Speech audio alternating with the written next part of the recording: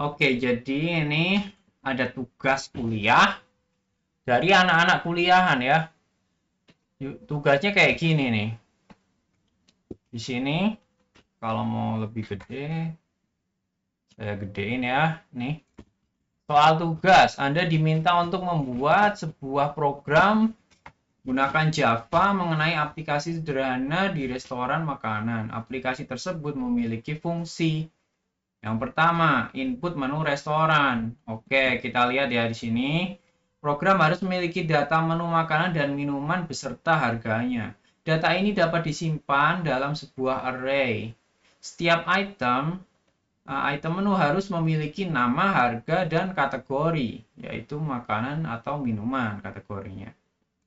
Kemudian pemesanan. Program harus memungkinkan pelanggan untuk memesan makanan dan minuman berdasarkan daftar menu yang ditampilkan sebelumnya. Pelanggan dapat memesan menu-menu yang ingin mereka pesan maksimal 4 menu dan menyertakan jumlahnya. Oke. Kemudian contoh format input pesanannya seperti ini ya. Contoh, nasi padang sama dengan 2. Berarti nanti setelah dapat inputan nasi padang sama dengan 2, maka kita menghitung nih total harganya dari nasi padang nih. 2 berapa? Misal satunya 10.000, 2 jadi 20.000 gitu. Kemudian next, menghitung total biaya. Program harus dapat menghitung total biaya pesanan berdasarkan item-item yang dipilih dan jumlahnya. Oke. Total biaya keseluruhan ditambahkan dengan biaya pajak 10%. Berarti kita totalin dulu, baru kita kasih pajak 10% dari total biaya keseluruhan dan biaya pelayanan sebesar 20.000. Berarti termasuk pelayanannya itu dimasukin ke pajak, ya enggak? Kemudian selain itu restoran ini juga menerapkan diskon atau penawaran khusus. Diskon 10% jika total biaya keseluruhan pesanan melebihi 100.000. Oke, penawaran beli satu gratis satu untuk salah satu kategori minuman jika total biaya keseluruhan pesanan melebihi 50.000. Berarti ini penawaran ya, bukan langsung digratisin satu. Untuk yang diskon, ini langsung bisa diterapkan ketika sudah ditotal biaya keseluruhannya melebihi 100.000. Tapi ini di sini biaya keseluruhan sebelum pajak ya, karena ini exclude ya, pasti dia nggak nulis keseluruhan plus pajak, tapi keseluruhannya doang. Berarti tanpa pajak lebih 100.000. Oke. Ini kita nalar dulu ya. Habis ini ya kita akan buat coret-coretannya. Kemudian mencetak struk pesanan. Program harus dapat mencetak struk pesanan yang mencantumkan item menu yang dipesan. Jumlahnya yaitu harga per item, total harga per item. Oke. Jadi ada 3 poin ya. Jumlah, harga per item, total harga per item. Oke. Total biaya pemesanan, informasi pajak dan biaya pajak. Dan biaya pelayanan jika ada diskon dan harga setelah diskon atau penawaran. Sebentar, jika ada. Oke, berarti penawaran cukup ditampilkan doang. Dan diskon akan ditampilkan kalau beneran ada harga di atas 100.000 tadi ya. Ditampilkan di struknya. Oke, good. Kemudian ini ada petunjuk ya, buatlah sebuah kelas menu. Nah, untuk petunjuk ini kita baca dulu. Mahasiswa menentukan sendiri input menu makanan dan minumannya. Oke, boleh. Minimal terdapat 4 menu dari masing-masing kategori menu. Oke.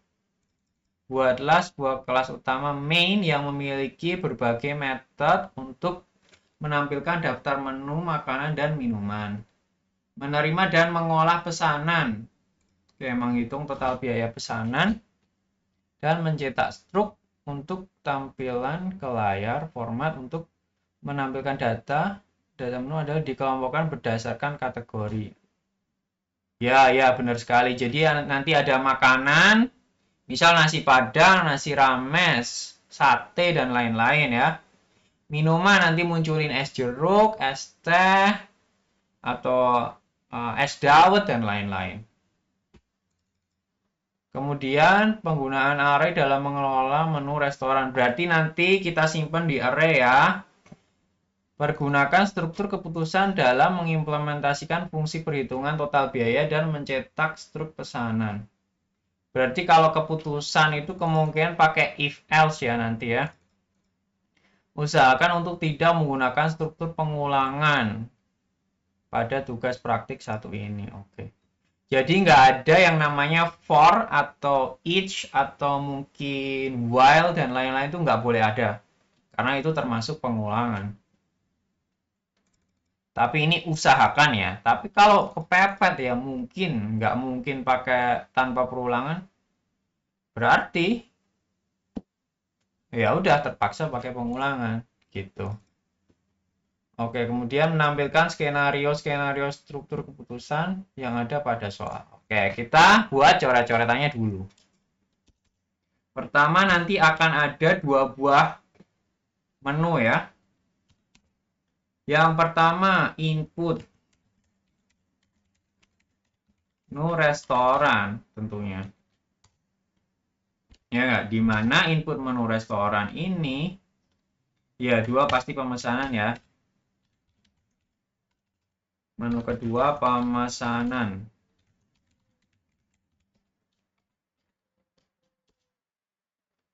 Nanti di sini di bagian depan kita akan menampilkan user suruh milih nih, mau milih yang mana, mau input atau memesan. Berarti kita pilih apa namanya,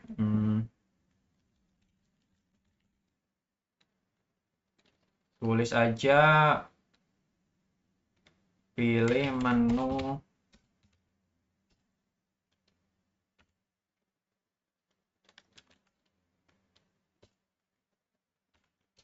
ya, udah tulis aja pilih menu ya.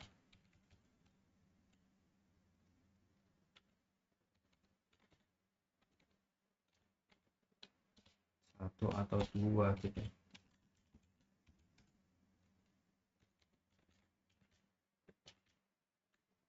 Oke. Kalau ini kayaknya pilih option aja deh. Karena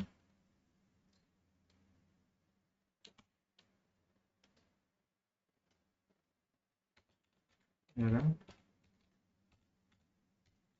Karena ini udah ada tulisan menu, jadi ya ganti aja option atau apa gitu. Oke. Kalau nggak pilih perintah atau pilih apa.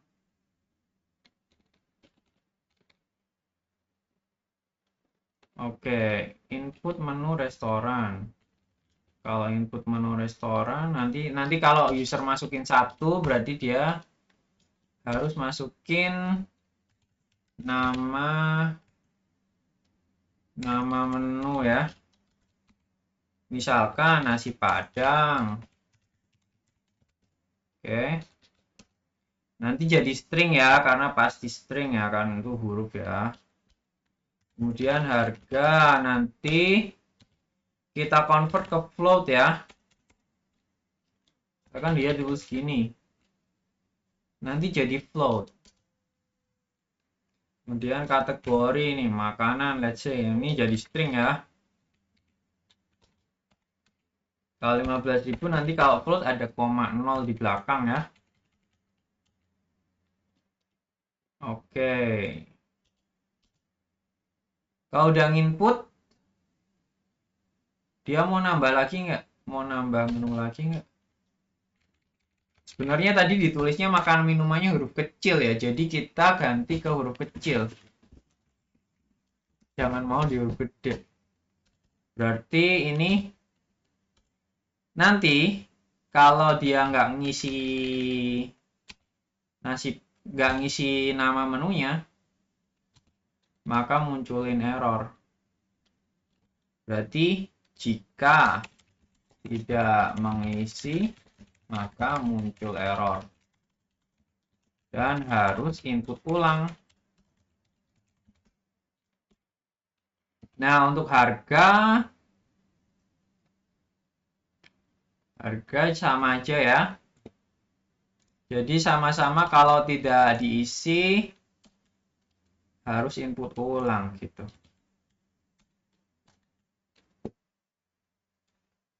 Jika isi bukan makanan atau minuman, maka error, harus input ulang.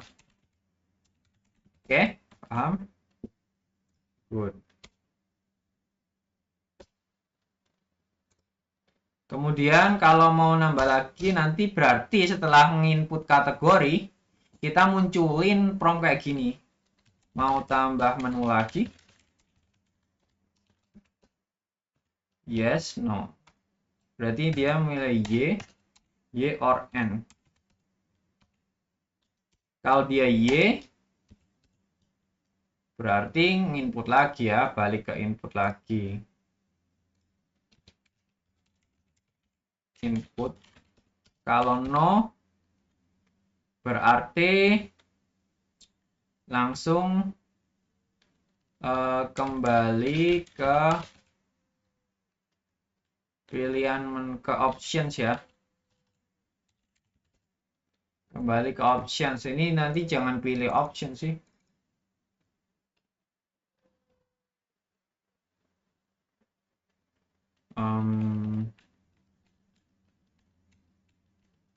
Pilih fitur aja ya.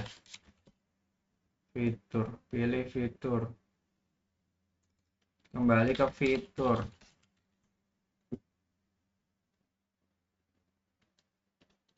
Ini aja ya, jangan options, biar lebih manusiawi gitu. Oke, ini sudah cukup ya. Data harus disimpan dalam bentuk array. Nah, kalau yang belum tahu array itu apa, array itu bentuknya kayak gini ya, kurang lebih. Ini 1,2,3. Di dalam array ini ada berbagai macam data yang bisa diinputkan ya. Contohnya angka ataupun huruf ya, integer atau string atau mungkin float ya, bisa di dalam array. Nah, di sini kalau mereka bilang disimpan dalam bentuk array, kalau tadi kita ngisi nasi padang, berarti kita jadikan begini, nasi padang. Stringnya masuk ke sini. Tam. Kemudian harga tadi berapa? Harga 15.000. Karena float jadi ada koma 0 di belakang. Kategori tadi makanan ya.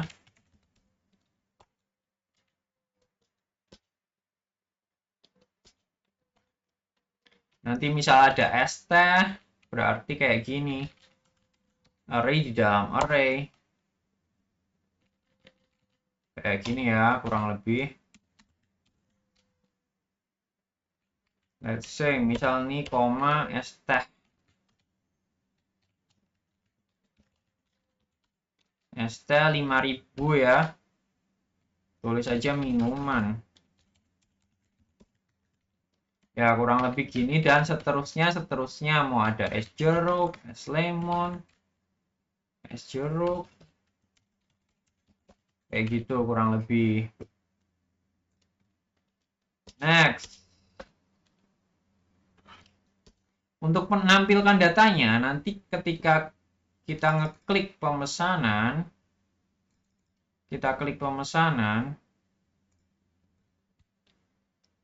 nanti akan muncul kayak gini.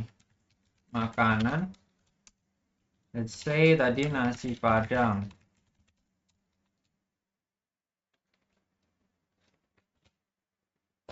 Rp 5.000.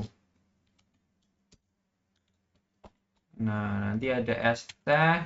Ini minuman ya di bawah. Sorry, minuman. Tadi 15.000 nasi Padang. Nanti di bawah lagi ada namanya nasi rames misalkan.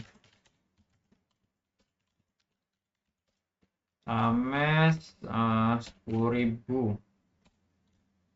Kayak gitu ya kurang lebih. Kemudian bawah lagi nanti ada misal es jeruk tadi 5.000. Oke, fine. Kayak gini ya kurang lebih. Kemudian nanti ketika kita masuk ke dalam pemilihan menu atau pemesanan ini tadi nomor 1 ya, maaf. Nomor 1. Kalau nomor 1. Kalau ini nomor 2 kita nampilin ini.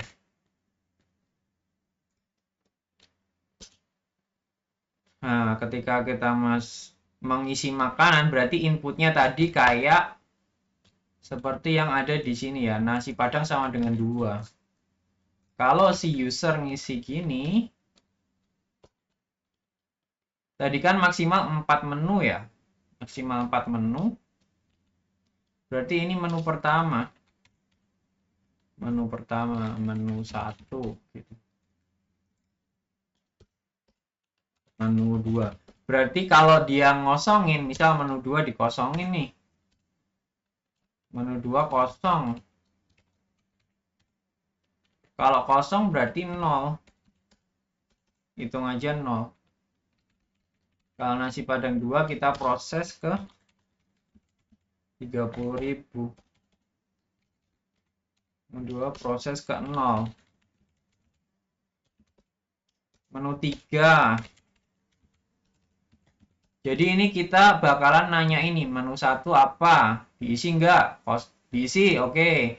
Menu 2 kosong. Menu 3 ganti es teh misalnya. Es teh 3. Maka kita proses ke 15.000. Karena tadi satunya 5.000 kan? Menu 4. 4 misal dikosongin lagi. Oke, dikosongin nih. Kalau dikosongin berarti proses ke 0. Ya kan? Nah, setelah kita dapat harganya, let's say kita minta ini 5 deh. 5. Biar dapat harga mahal ya, 15.000. Jadi 5 kali 15, 75.000. Ya kan? Ini 5 kali 5.000, 25.000. Sirup aja deh ini.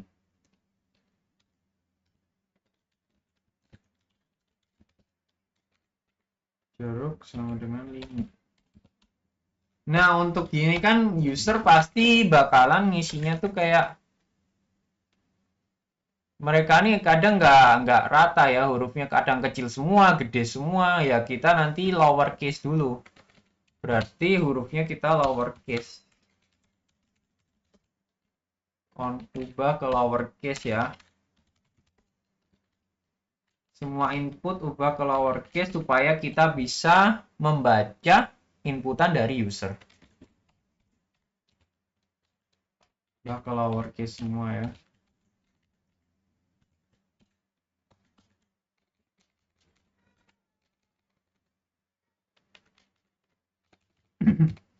Oke, karena tadi es jeruk 5 jadi 25.000 ya. Satunya 50.000. 5.000. Nah, kemudian kita totalin dulu nih. Kita totalin. Berarti karena tadi mintanya kita harus ngasih harga per item, total harga per item, kemudian jumlahnya, sekaligus pajak sama harga pelayanan 20.000. Berarti ini nanti total harga harga plus harga pelayanan, ya kan?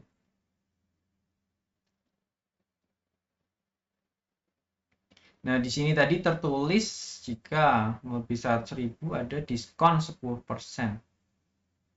Benar nggak? Jika total biaya keseluruhan pesanan lebih 100.000. Berarti diskon ini dihitung sebelum pajak ya, karena dia nulisnya biaya keseluruhan, bukan biaya keseluruhan plus pajak. Berarti ini akan dikali, kalau diskon 10% berarti harga yang kita dapat adalah 90% ya. Kali 90% jika lebih di atas 100.000. Ini ya coret-coretannya, kita kasih kurung.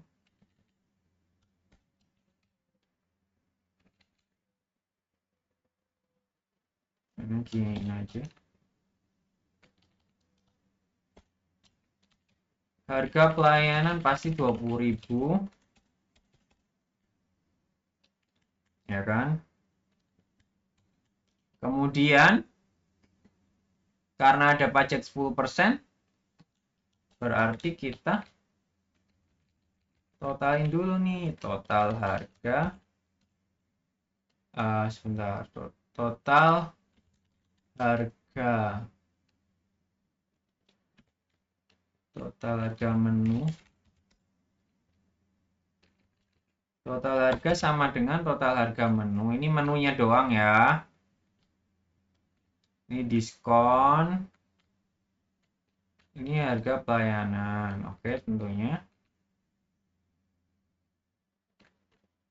Kemudian penawaran buy one get one jika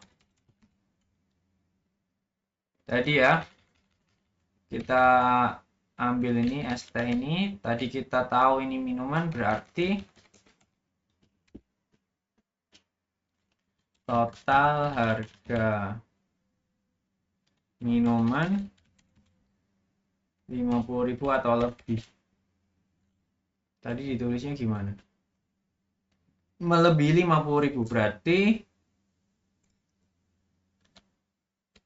nah segini. Minimal 50.000 satu ya. Kalau 50.000 pas, maka nggak dapat buy one get one. Berarti kita tulis saja 6 ya, biar dapat buy one get one ya. Oke, good. Nanti outputnya seperti ini. Nasi Padang. Nah, 15.000 kali tadi 5 sama dengan 75.000 misalkan tadi. Terus tadi es teh kita nulisnya gini ya, es teh tadi satunya 5.000, berarti kita pakai Rp dong, karena kan kita pakai mata uang rupiah ya. Berarti kita tulis begini ya, Rp 5.000 dikali tadi 6 ya, tulis berarti 30.000, ini tulis 30.000.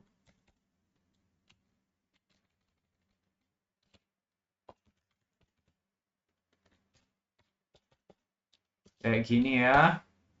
Kemudian es jeruk pastinya Rp 5.000. Tadi belinya sejumlah 5 buah ya. Sama dengan Rp 25.000. Biaya admin pelayanan Rp 20.000. Kayak gini.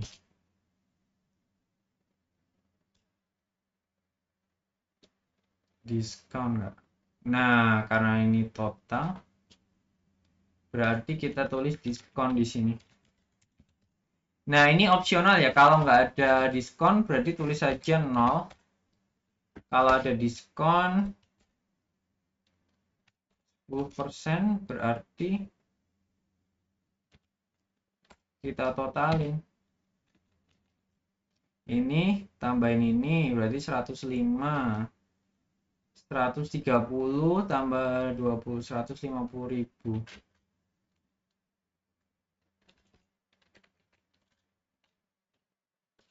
Berarti ditulisnya gini aja. 10% dikali Rp 150.000 sama dengan Rp-nya nggak usah pakai spasi, sama dengan Rp 15.000. Oke. Pajak 10%.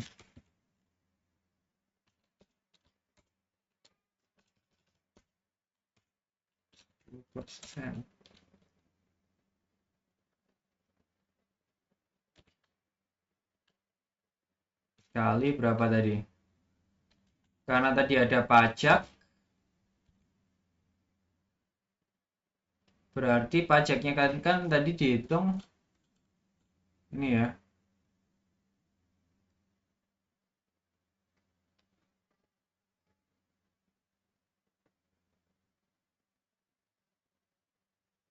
Total biaya keseluruhan perusahaan ditambahkan dengan biaya pajak 10% dari total biaya keseluruhan. Nih. Dan biaya pelayanan.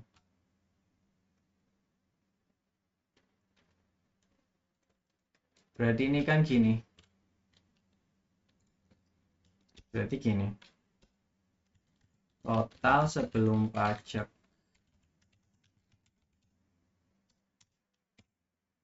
Total sebelum pajak tulis saja 105 tambah 25 berapa? 130 150 dikurangi 15.000 berapa? 150 kurangi 15.000, 135.000.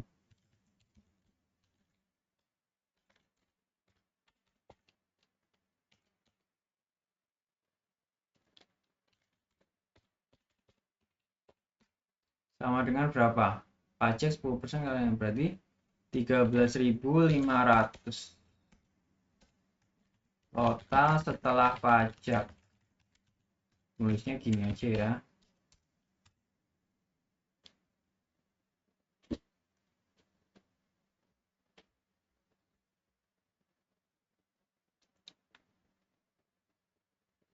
Total setelah pajak berarti gini.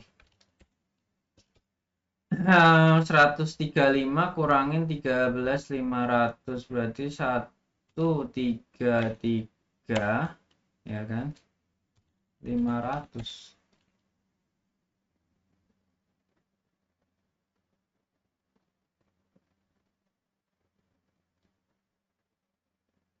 Salah deh, 133.500.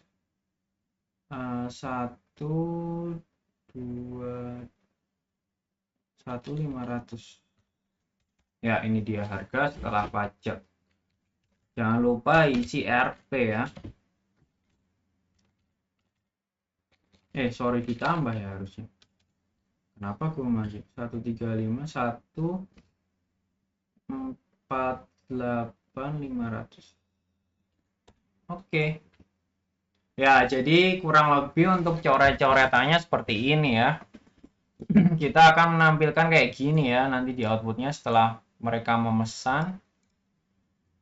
Kemudian tentunya kita akan menampilkan gini. Karena ini tadi harga minuman yang dia pesan itu melebihi 50.000 dengan total tadi ya 55.000. Kita tulis selamat Anda mendapatkan promosi penawaran buy one get one. Ini di bawah ini ya, setelah total pajak kita tulis selamat Anda mendapatkan penawaran buy one get one. Oke.